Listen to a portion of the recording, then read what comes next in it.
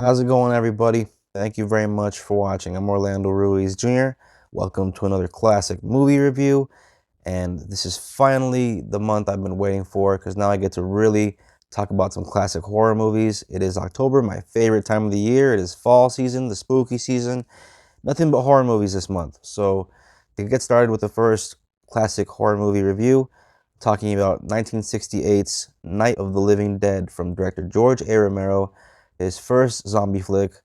And oddly enough, I didn't even realize this until just a little bit ago, but it is October 1st, and this movie just happened to have an October 1st release date, October 1st, 1968.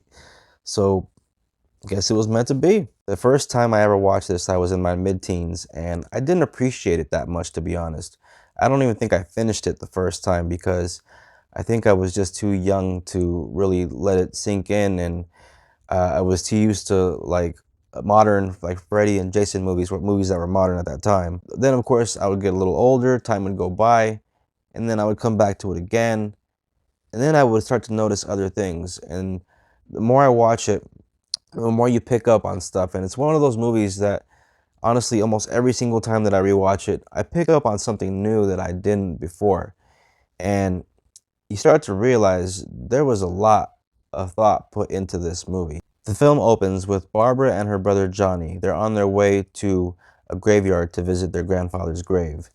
And when they finally get there, after Johnny sort of messing around for a little bit and teasing his sister and trying to scare her, saying, "They're coming to get you, Barbara," somebody actually starts to approach.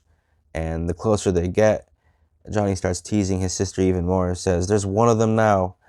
And Barbara sort of starts to walk towards this person like she's uh, gonna say something to sort of ease the tension from what her brother's doing, and like, gonna try to apologize for him. But the closer she gets to this guy, eventually he gets closer to her and puts his hands on her, and it's kind of startles her. She starts screaming, and Johnny jumps on the guy, and it turns out that it is an encounter with a zombie. And so Johnny doesn't survive this moment, and the sister ends up having to run for it. There's that classic, the girl running falls down. Barbara gets up and runs as fast as she can. She runs to a house that looks empty. While she's there, she looks for a place to hide when somebody shows up at the house who is a man by the name of Ben.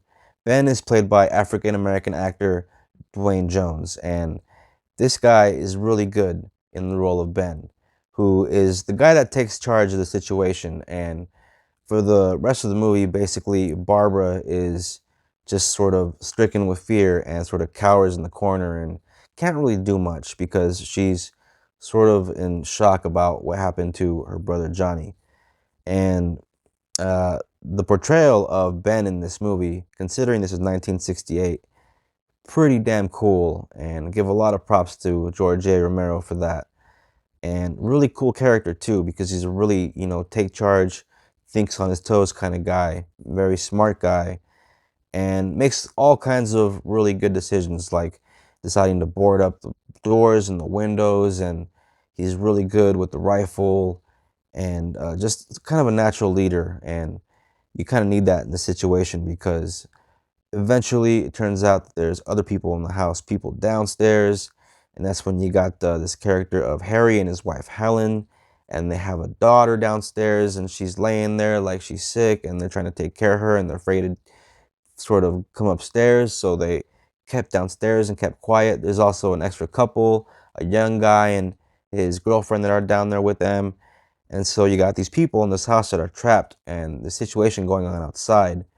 And the majority of the movie takes place in and around the house. And it's really, really realistic at times when stuff happens and you get moments where there aren't any music and you have that documentary style feel. And then, of course, you have moments where you have that great score, and the score sort of enhances those terrifying moments.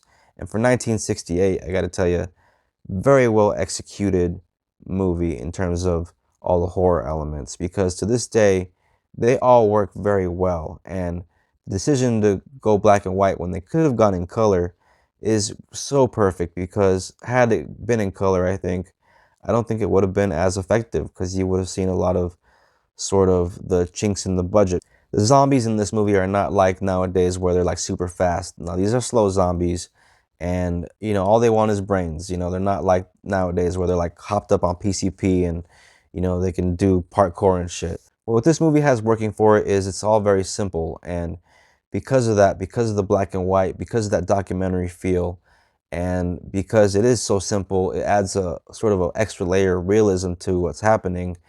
It adds to a little more of a fright factor. And for 1968, for a movie to actually give you those fright thrills, because that edgy gore for 1968, the kind of nudity that wasn't really in mainstream movies, that's why this movie was sort of really criticized at the time. It was considered just kind of schlock entertainment.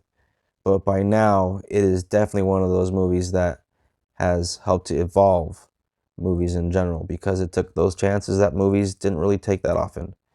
And those are the movies that get talked about the most, that are remembered the most. Doesn't matter what genre, horror, comedy, drama, action. Good is good and great is great, and Night of the Living Dead is great. I give it 4 stars, and it's a movie that everyone should check out. It has been seen on streaming. I've seen it many times on different services, but the hard copies are out there. Get yourself one, because they're awesome. That's my copy. And, you got to keep physical media alive. That's what I say. Thank you all very much for watching. Please comment, share, subscribe, hit that bell, like, all that stuff. And look out for the next classic movie review. Thank you very much. Have a good one.